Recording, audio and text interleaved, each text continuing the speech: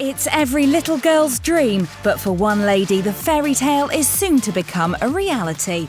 Wedding bells, a sound Prince William and Kate Middleton will soon be very familiar with. William, where did you propose?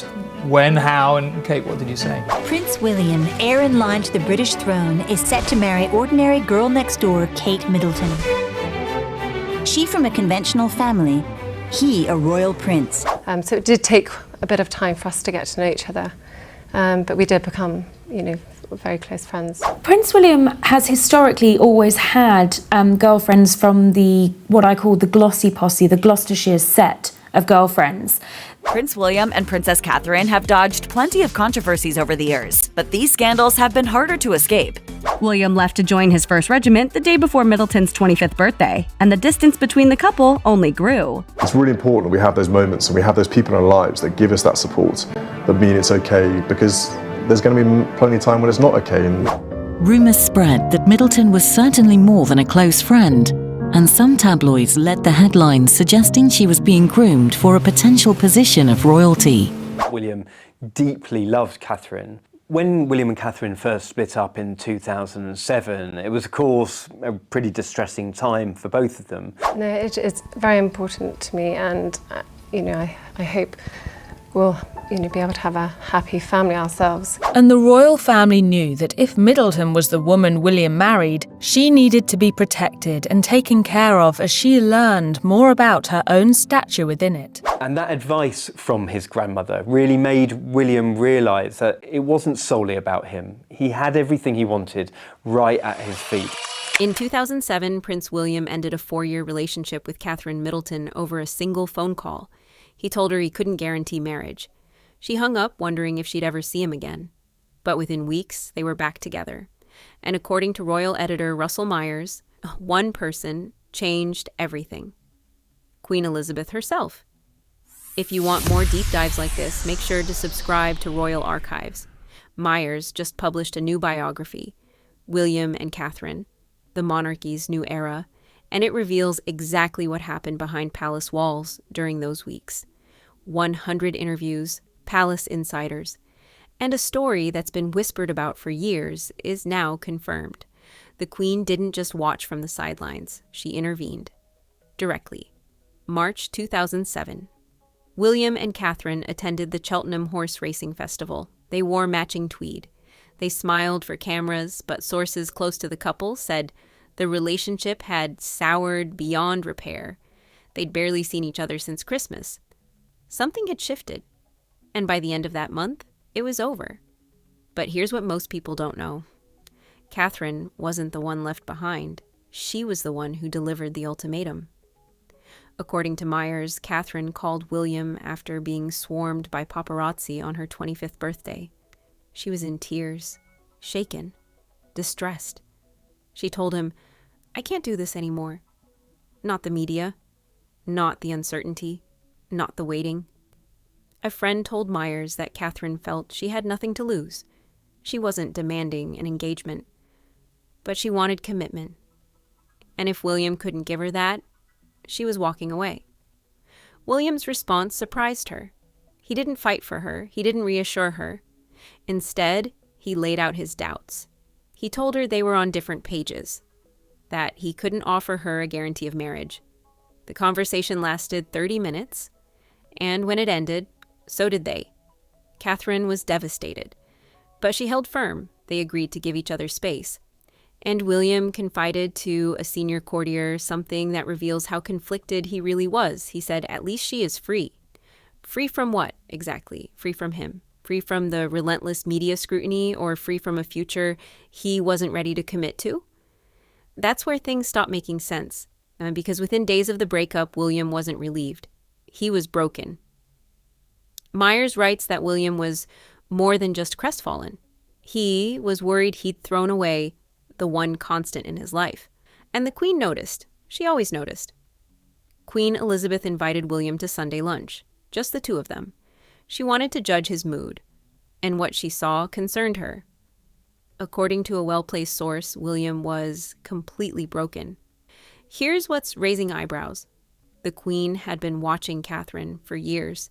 She'd seen how she handled the media, how she carried herself, how she supported William through military training, public duties, and the constant comparisons to his late mother.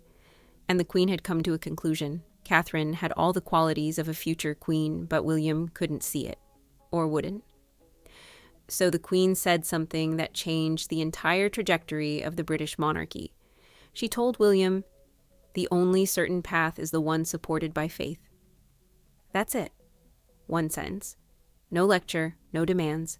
Just a simple statement about faith. And it was enough. Myers reveals that the Queen's words were ringing in William's ears for days afterward. Did he have faith that Catherine was the one? Could he see a future with her? And here's the question that haunted him most. Was he about to make the same mistake his father did? Because King Charles had a choice in his 20s. He could have married Camilla Shand, the love of his life. But he didn't. Duty, timing, family pressure, whatever the reasons, he let her go. And he spent decades regretting it. He didn't marry Camilla until 2005, after years of scandal, divorce, and public criticism.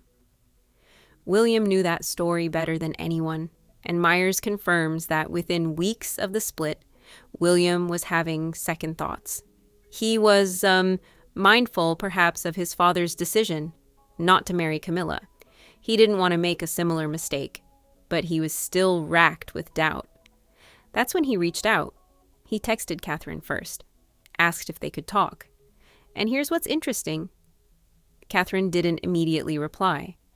Myers describes the initial exchanges as tentative, a little frosty.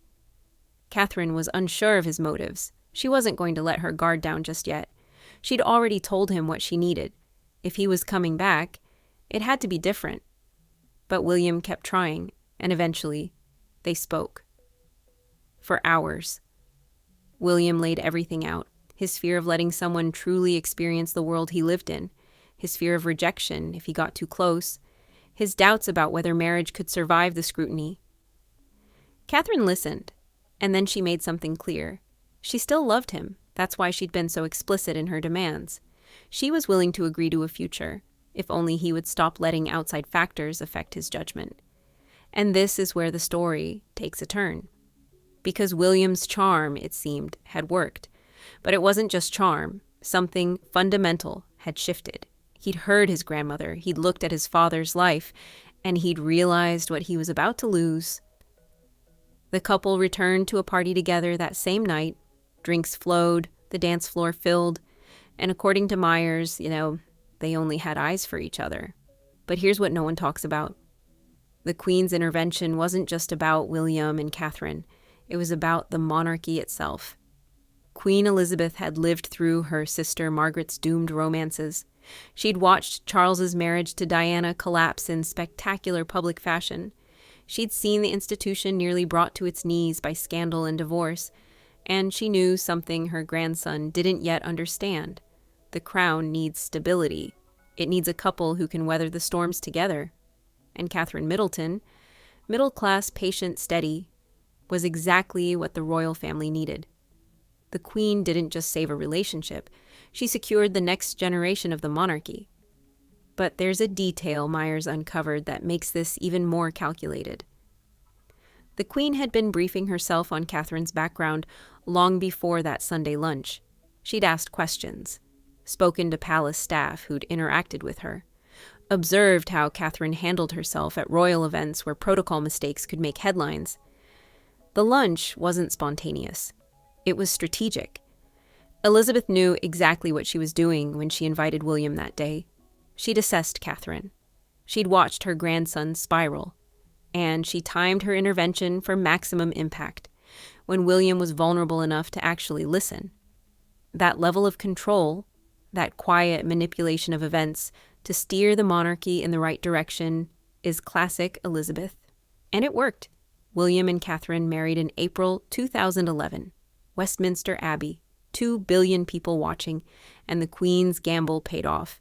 They've weathered the Sussex departure, media storms, health crises, and through it all, they've presented a united front.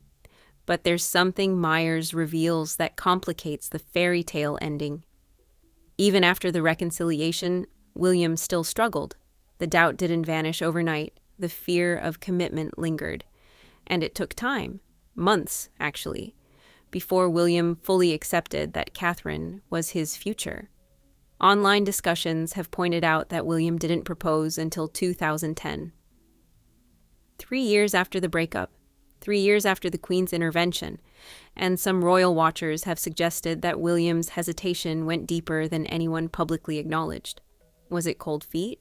Was it the weight of knowing his choice would define the monarchy for decades? Or was it something else entirely? Myers doesn't provide a definitive answer. But he does confirm that William's journey to that proposal was complicated, and that without the Queen's words, without her quiet, firm guidance, the story could have ended very differently. What's particularly striking is how the Queen played it. She didn't pressure William into proposing immediately. She didn't demand he fix things overnight. She planted a seed, let it grow, trusted that her grandson would come to the right conclusion on his own timeline. That patience, that refusal to force the issue, is what made her intervention so effective. Because if she'd pushed too hard, William might have resisted. If she'd been too obvious about her agenda, he might have pulled back. Instead, she said one sentence and let him wrestle with it for 3 years. That's power. Quiet, undeniable power. Here's what we know for certain. Queen Elizabeth saw what William couldn't. She recognized Catherine's strength, her resilience, her ability to handle what was coming, and she pushed her grandson toward a decision that would shape the future of the crown. That Sunday lunch, that one sentence about faith, it changed everything. But it also raises a question that royal observers are still asking. What if the Queen hadn't intervened? What if William had stayed broken and distant? What if Catherine had moved on? The British monarchy would look completely different today. William might have married someone else, or not married at all. The line of succession would be uncertain. The public's faith in the institution would be even more fragile than it already is. One conversation, one moment of doubt, one grandmother who knew exactly what to say, and the future of the crown hung in the balance. Myers' book reveals that Catherine wondered, in those dark days after the breakup, whether she'd ever see William again. She didn't chase him. She didn't beg. She held her ground and waited to see if he'd come back on her terms. That strength, that refusal to compromise on what she needed, is what convinced William she was serious. And it's what convinced the Queen she was right. But here's the unsettling part.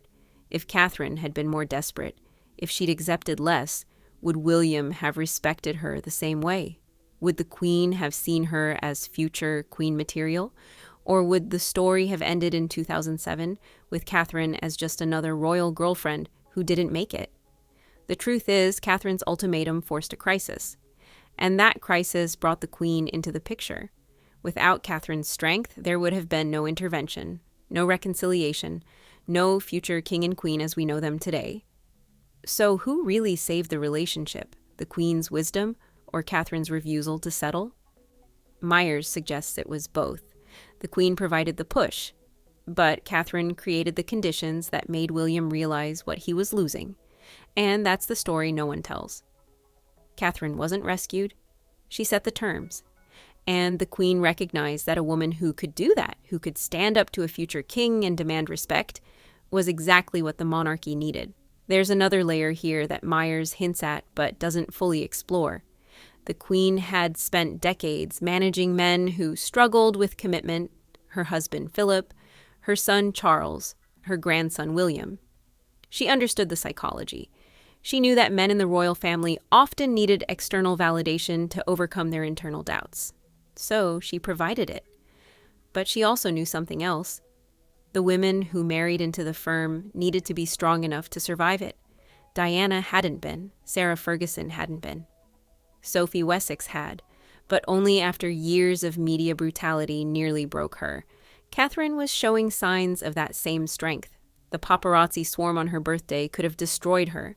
Instead, she delivered an ultimatum. The Queen saw that, and she bet the monarchy's future on it. 15 years of marriage later, 3 children, and a partnership that's redefining what it means to be working royals in the modern age, the Queen's judgment has been vindicated. But the question lingers. How close did it come to falling apart? How many phone calls? How many frosty exchanges? How many doubts did it take before William finally understood? Myers interviewed over 100 people for this book, palace insiders, friends, people who were there, and the picture that emerges is of a relationship that almost didn't survive, not because of lack of love, but because of fear. William's fear, Catherine's frustration, and a queen who saw through it all. The monarchy's future hinged on a Sunday lunch, on one sentence about faith, on a young woman who refused to wait forever, and on a prince who almost let the best thing in his life slip away. If you're wondering what other moments shaped William and Catherine's path to the throne, if you want to know what else the Queen saw that no one else did, stay subscribed to Royal Archives. Because this story, the one Myers just confirmed, is only the beginning.